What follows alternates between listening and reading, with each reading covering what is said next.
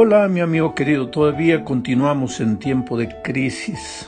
Hay gente muriendo a nuestro lado, seres queridos que se van, no tenemos siquiera a veces la oportunidad de despedirnos de ellos. La enfermedad anda suelta, mucha gente ya está sin empleo, pasando momentos difíciles, pero no hay que desanimar. Dios está en el control de las cosas. El problema es que cuando estamos cerca de Dios y la dificultad aparece, podemos verlo, está a nuestro lado. Pero cuando por esas cosas de la vida nos distanciamos de Él y la dificultad llega, miramos a todos los lados y no lo vemos. Entonces surge la pregunta, ¿dónde está Dios? ¿Por qué me abandonó? Dios nunca te abandona. Tú eres la cosa más preciosa que Dios tiene. Dios te ama. Dios sabe lo que estás viviendo en este momento. Yo creo que este es tiempo de volver los ojos a Dios, de devolverse a Dios, de regresar a Dios, de ser más fiel que nunca. Bueno, vamos al comentario de la lección de esta semana. Esta semana continuaremos hablando de la creación. Creer que Dios es el creador soberano de los cielos y la tierra es básico para la fe cristiana. Por eso, el diablo hará todo lo que pueda para desmentir la creación, para hacer creer que la creación es un mito, que no es verdad, no es realidad. Ahora, si el enemigo no logra sacar a Dios de la creación, del corazón, de la mente de sus hijos, hará todo lo posible para desfigurar el relato de la creación. La semana pasada vimos cómo él intentaría hacer creer a mucha gente, inclusive a eruditos, que la semana de la creación no fue literal sino simbólica. Ahora, otra idea incorrecta que está volviendo últimamente con fuerza, digo volviendo porque esto aparece de tiempo en tiempos, pero está volviendo con fuerza ahora, es el tema de la forma de la tierra. Tú sabes que la tierra es redonda.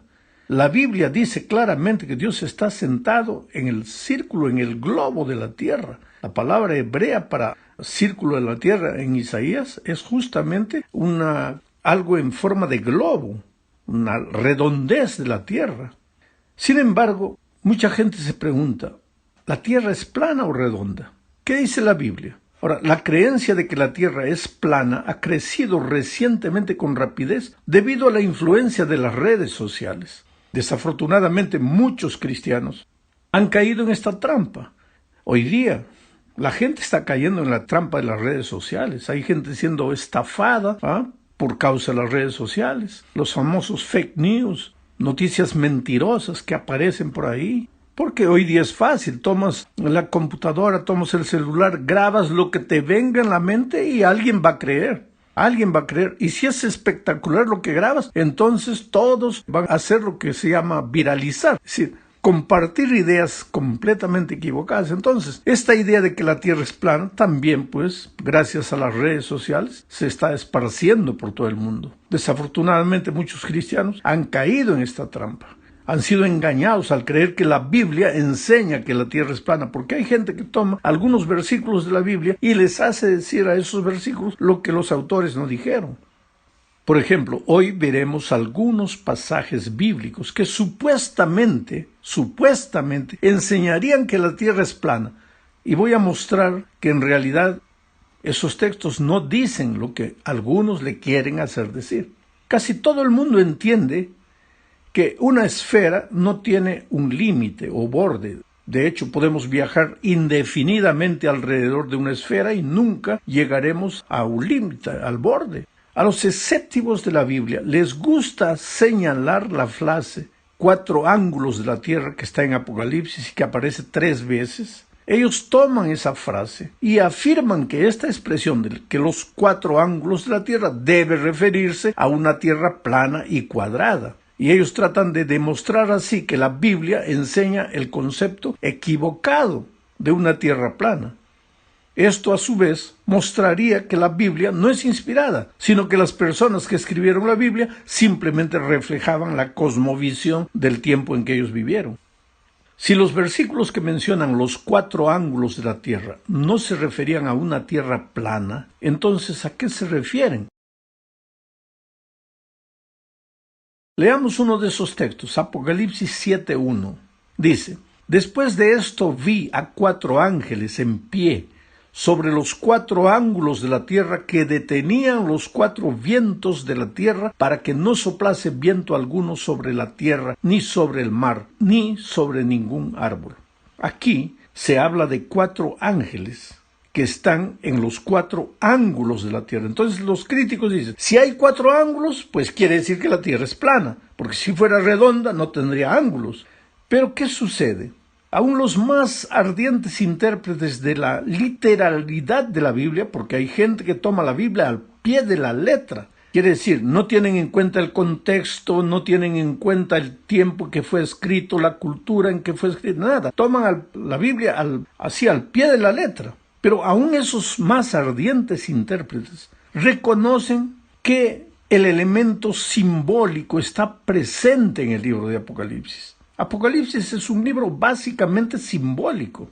La frase 4 ángulos de la tierra probablemente fue un modismo en el tiempo del apóstol Juan, que se refería a la tierra en su totalidad, no que la tierra fuese cuadrada, sino que los 4 ángulos de la tierra expresarían la idea de la tierra completa, toda la tierra. Bueno, hay otro texto, Daniel 4:11. Voy a leer el texto. Crecía este árbol y se hacía fuerte, y su copa llegaba hasta el cielo, y se le alcanzaba a ver desde todos los confines de la tierra. Sabes, esta descripción se repite casi palabra por palabra en Daniel 4:20. Ahora, tanto los escépticos como los que creen en una tierra plana dicen que en una tierra esférica no sería posible que un árbol fuera visible en toda la tierra. Pero si ese árbol fue visible desde cualquier parte de la tierra, entonces la tierra es plana. Interesante la conclusión de ellos, pero ¿cuál es el contexto de estos versículos? El capítulo 4 de Daniel es el relato del segundo sueño de Nabucodonosor. El versículo 4 cita directamente las palabras del rey, afirmando que tuvo un sueño. Los versículos 10 al 17 citan a Nabucodonosor describiendo su sueño. Ahora, ten en cuenta que esto es un sueño, con sus elementos grandiosos, fantásticos, alegóricos. Los sueños son apenas figuras de la realidad. No tienen nada que ver con cosmología. No tienen nada que ver con la forma de la tierra. Sueños son sueños. Es increíble que alguien interpretaría el contenido del sueño de un rey pagano registrado en las Escrituras como prueba de que la Biblia enseña que la tierra es plana. Mira, los versículos 19 al 27 del capítulo 4 de Daniel contienen la interpretación de Daniel del sueño de Nabucodonosor. Y los versículos 28 al 37 relatan el cumplimiento del sueño. La clave para la interpretación del sueño es la identificación de Nabucodonosor con el árbol. El rey es el árbol en su sueño. Versículos 20 y 22. Ahora, de inmediato uno debe ver que como el árbol representa a un rey, al rey Nabucodonosor, este árbol no es un árbol literal. Nabucodonosor no era un árbol, era un rey. Y este árbol representaba al rey, no tiene nada que ver con la realidad. Pero esta misma clase de racionamiento se utiliza para argumentar que Mateo 4:8 enseña otra vez que la tierra es plana. Voy a leer el texto, Mateo 4:8. Otra vez le llevó el diablo a un monte muy alto y le mostró todos los reinos del mundo y la gloria de ellos. ¿Qué dicen los críticos? Que si lo llevó a un monte muy alto, el diablo, a Jesús, en la tentación, y le mostró todos los reinos del mundo, la tierra es plana, porque si fuera redonda, desde el monte alto no se podría ver todos los reinos del mundo. Interesantes los argumentos que ellos inventan. Ahora, la tentación comenzó en el desierto, después de que Jesús había ayunado 40 días y 40 noches. Satanás primero tentó a Jesús a cambiar las piedras en pan para satisfacer el hambre.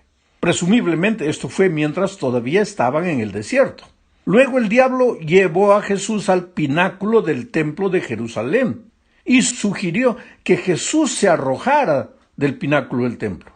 Ahora, hay que considerar que había una distancia tremenda entre el desierto y el templo, más o menos 80 kilómetros. La pregunta es, ¿Satanás llevó a Jesús instantáneamente, literalmente, desde el desierto a Jerusalén? ¿O Satanás presentó este punto de vista a Jesús mientras todavía estaba en el desierto? Tal vez en una especie de visión. Entonces viene la tercera tentación. Aquellos que desean defender la idea de una tierra plana señalan pues que todos los reinos de la tierra serían visibles desde la montaña alta solo si la tierra es plana. Sin embargo, si esta montaña de Mateo 4:8, con su vista de toda la tierra, es literal, entonces ¿dónde está ubicado ese monte de donde se puede ver toda la tierra? Los que persiguen esta línea de racionamiento nunca han determinado la ubicación de ese monte tan alto de donde se podría ver todos los reinos de la tierra. Entonces tú te das cuenta que los argumentos que la gente inventa para afirmar que la tierra es plana es apenas para darle contra a la palabra de Dios, que es clara al decir que la tierra es redonda, que tiene la forma de un globo. Vamos a la segunda parte. Aquí veremos el tema de la creación en la literatura antigua. Tú sabes que antes que el pueblo de Israel surgiera ya existían los egipcios y otras culturas. Los arqueólogos han descubierto textos del antiguo Egipto y del cercano Oriente que contienen historias primitivas de la creación y del diluvio. Y esto hace que algunos se pregunten, ¿no será que el relato de Génesis fue tomado del relato de esas otras culturas? Una pequeña parte de esos textos egipcios dice, voy a leer tal como está.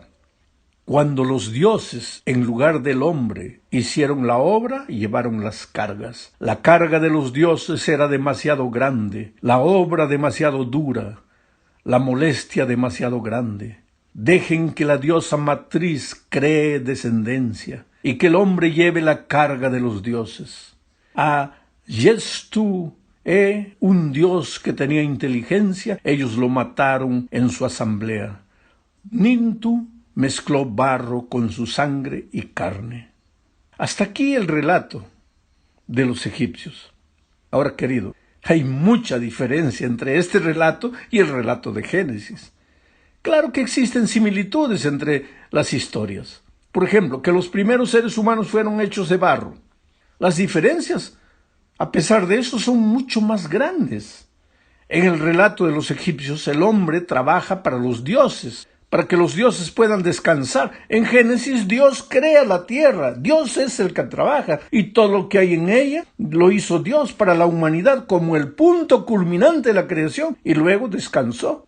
En Génesis, los seres humanos también son puestos en un jardín, y se los invita a estar en comunión con Dios y cuidar de su creación. Un concepto que no está en el relato de los egipcios. En el relato de ellos, un dios menor muere y su sangre se mezcla con barro para formar 7 machos y 7 hembras. En Génesis, primeramente Dios forma a Adán personalmente, no con sus palabras, con sus propias manos. Le sopla aliento de vida y posteriormente hace a la mujer para que sea su ayuda idónea. Dios no creó a Adán y a Eva de la sangre de un Dios muerto. No hay señales de conflicto ni de violencia en el relato de Génesis, como vemos en la historia de los egipcios. El relato bíblico es sublime al presentar a un Dios omnipotente que le brinda a la humanidad un propósito digno en un mundo perfecto. Ahora, esta diferencia radical ha llevado a los eruditos a la conclusión de que finalmente estos relatos de la creación son muy diferentes. Vamos al tercer punto. El Génesis versus el paganismo.